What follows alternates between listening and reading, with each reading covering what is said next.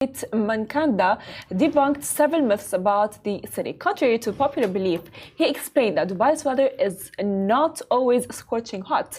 While June to September can reach temperatures up to 40 degrees, the rest of the year offers milder conditions. Addressing another misconception, he clarified that alcohol is not banned in Dubai, emphasizing the city's reputation for being women-friendly, of course. And he as well highlighted that Arabic is not the only language that is spoken. Lastly, he dispelled the notion that everyone in Dubai leads an exotic life, noting that actually expats live quite normal lives working in fields such as education, retail and healthcare, demonstrating that it is entirely feasible to maintain a modest life in the city. So I think some of these are quite obvious, right? Mm-hmm. But what are the ones that we think the people outside of the UAE don't know? So that it's friendly to women, the weather, the fact that we can live normal lives, we don't have Lambos. Which do you think the international population still believe? Because these are all quite clear to me. That is true, but I think the exotic lifestyle is the most because I do as well see that and hear that from my family back in Syria. They go oh yeah, Farahwa, you live in Dubai, so you must be very rich. Where? But it's interesting because I don't get that you must be very rich, but how he labeled it is exotic lifestyle. And I do live a different life that I would have if I was at home.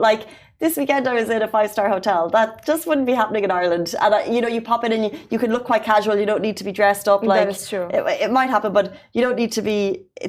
It's much more common here to do quite extra things, or even just being at the beach. To me, that's quite exotic.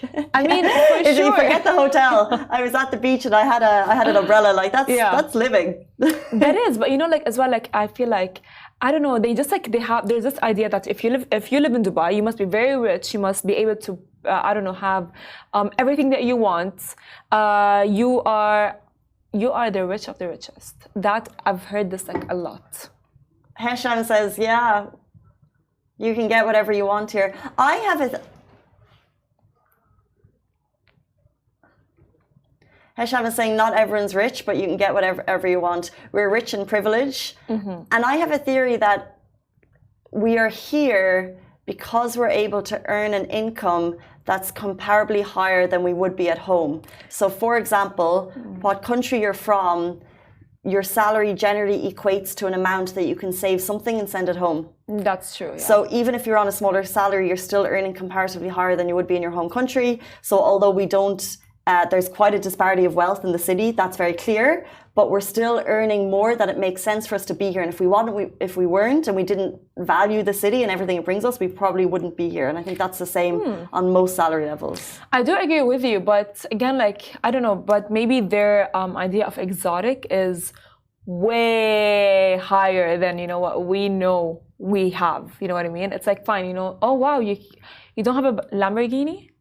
I've had some cousins ask me that, and I'm like, boy, I don't. I rented one for a day. I don't.